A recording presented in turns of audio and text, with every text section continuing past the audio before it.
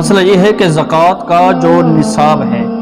اگر آپ کے پاس 7.5 تولے سونا ہے تو اس پہ زکوٰۃ ہے، اگر اس سے کم ہے تو کوئی زکوٰۃ نہیں۔ اگر آپ کے گھر میں 52.5 تولے چاندی ہے تو اس کی قیمت لگوا کے اس میں سے 2.5% آپ زکوٰۃ نکالیں گے، اور اگر اس سے کم چاندی ہے تو کوئی زکوٰۃ نہیں۔ اگر فصلوں میں آپ کے ہاں فصل ہے تو اگر اس فصل پہ آپ دوا، کھاد، سپرے اور ہر چیز یعنی کہ کرتے ہیں، کوشش کرتے ہیں، تو اس پر 20ویں بوری ہے۔ اور اگر آپ کے پاس بران کا فصل ہے، آپ بارش سے پکتا ہے اور قدرتی آ جاتا ہے تو اس پہ 10ویں بوری ہے۔ اور اگر آپ کے پاس جانور ہیں، اگر 5 اونٹ ہیں تو 1 بکری دیں گے زکوٰۃ، اگر 10 اونٹ ہیں تو 2 بکریاں دیں گے، اگر آپ کے پاس 40 بکری سے 120 بکری تک ہے، 40 بکری سے اوپر تو 1 بکری آپ زکوٰۃ دیں گے، اگر آپ کے پاس 30 گائے ہیں تو 1 بکری زکوٰۃ اس میں سے دیں گے، اور اگر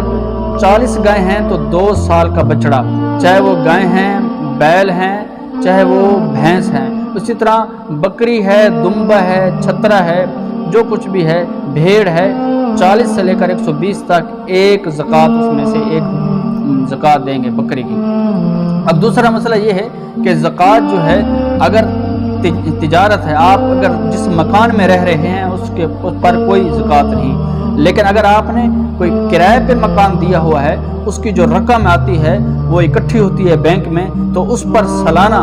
جو پیسہ ہوگا اس پر زکوٰۃ ہوگی۔ اگر آپ کی اپنی ذاتی گاڑی ہے استعمال کے لیے، اس پر کوئی زکوٰۃ نہیں۔ اگر وہ ایک گاڑی آپ کی رینٹ پہ چل رہی ہے، کرائے پر ہے، تو اس پر زکوٰۃ جو اس کا کرایہ اکٹھا ہوتا ہے سالانہ، اس پر زکوٰۃ ہوگی 2.5%۔ اور اسی طرح اگر آپ پراپرٹی کا کام کرتے ہیں، مکان بیچتے ہیں، خریدتے ہیں، پلاٹ، دکانیں، تو جو کام اس میں جو